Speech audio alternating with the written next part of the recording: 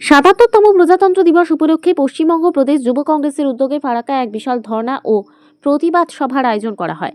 রাজ্য ও কেন্দ্র উভয় সরকারের একাধিক জনবিরোধী নীতির বিরুদ্ধে এই ধর্ণা মঞ্চ থেকে তীব্র প্রতিবাদ জানান কংগ্রেস নেতৃত্ব। ধর্ণা মঞ্চ থেকে অভিযোগ করা হয়, ভোটার তালিকায় তথাকথিত লজিক্যাল ডিসক্রিপেন্সি বা যৌক্তিক অসঙ্গতির অজুহাতে সাধারণ মানুষকে এসআইআর প্রক্রিয়ার মাধ্যমে চরম হয়রানির শিকার হতে হচ্ছে। পাশাপাশি উমেদ অ্যাক্টের নামে ওয়াকফ সম্পত্তি লুটের প্রতিবাদ জানানো হয়। এছাড়া ১০০ দিনের কাজ থেকে সাধারণ মানুষকে বঞ্চিত করার তীব্র নিন্দা করা হয় এবং ভিন রাজ্যে কর্মরত শ্রমিকদের জন্য উপযুক্ত পরিচয়পত্র প্রদানের দাবি তোলা হয়। ধর্ণামঞ্চে উপস্থিত রাজ্য যুব কংগ্রেসের সহসভাপতি আসিফ ইকবাল বলেন, সংবিধান আমাদের যে অধিকার দিয়েছে তা থেকে সাধারণ মানুষকে বঞ্চিত করার চেষ্টা চলছে। বিডিও অফিসগুলিতে শুনানির নামে মানুষকে ঘন্টার পর ঘন্টা লাইনে দাঁড় করিয়ে চরম ভোগান্তি দেওয়া হচ্ছে। পানীয় জল কিংবা বসার মতো ন্যূনতম ব্যবস্থাও নেই। আমরা বারবার প্রশাসনের কাছে এই বিষয়গুলি জানিয়েছি, কিন্তু কোনো গুরুত্ব দেওয়া হয়নি। তবে আমাদের আন্দোলনের চাপে এখন পঞ্চায়েতে শুনানির নির্দেশ দিতে বাধ্য হয়েছে প্রশাসন। শুরু হয়েছে আপনাদের।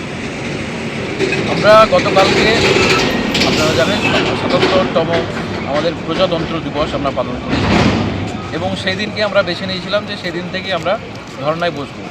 তার কারণ আমাদের মনে হয়েছে যে জাতীয় কংগ্রেসের নেতৃত্বে যেভাবে মানুষকে সংবিধানের মাধ্যমে যে অধিকারগুলো দেওয়া হয়েছে, সেই অধিকারগুলো বিভিন্ন ক্ষেত্রে তাদের অধিকার থেকে বঞ্চিত করার চেষ্টা করা হচ্ছে। সে রাজ্য সরকার হোক বা আমাদের কেন্দ্রীয় সরকার হোক, উভয় সরকারই কিন্তু একই জিনিসই করছে। তাই আমরা ২৬ জানুয়ারি বেছে নিয়েছিলাম যে মানুষের অধিকারের জন্য, মানুষের যে অধিকার থেকে বঞ্চিত করা হচ্ছে তাদেরকে তাদের অধিকার পাইয়ে দেওয়ার জন্য অত্যন্ত জরুরি আছে আমাদের জাতীয় কংগ্রেসের নেতৃত্বদেরকে ধর্ণা মঞ্চে বসা।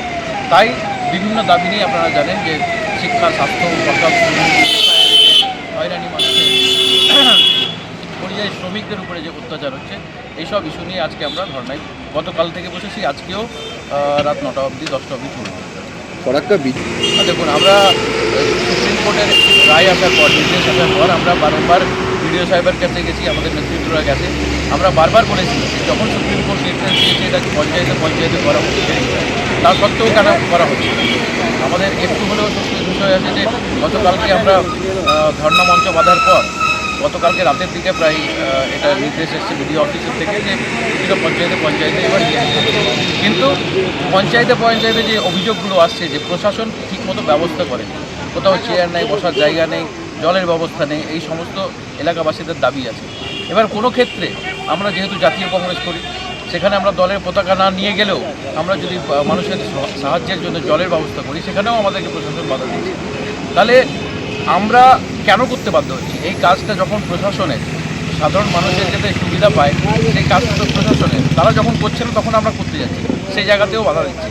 এবার আজকে আমরা এই জিনিসগুলো শুনেছি, কারণ আজকে এই পঞ্চায়েতে হিয়ারিংগুলো শুরু হয়েছে। এরপরেও যদি আমরা দেখি যে ঠিকমতো ব্যবস্থাপনা হচ্ছে না, তাহলে আবার আমরা আমাদের রাস্তা নামা ছাড়ার কোনো পথে আবার আমরা রাস্তায় নামবো। অবশ্যই জানাবো। ইতিমধ্যেই আমরা কিন্তু ব্লক অফিসে জানানো হয়েছে, আমরা জানিয়েছি দুপুর থেকে এরকম অভিযোগ আসছে, মানুষ বিভিন্ন এলাকাতে অলমোস্ট অল পঞ্চায়েত থেকে এই ধরনের অভিযোগ আসছে। আজকে রাত্রে হয়তো আমরা বিডিও সাহেবের কাছে যাবো, সময় নিয়ে তাকে বলবো এই অসুবিধাগুলো মানুষ ফেস করছে।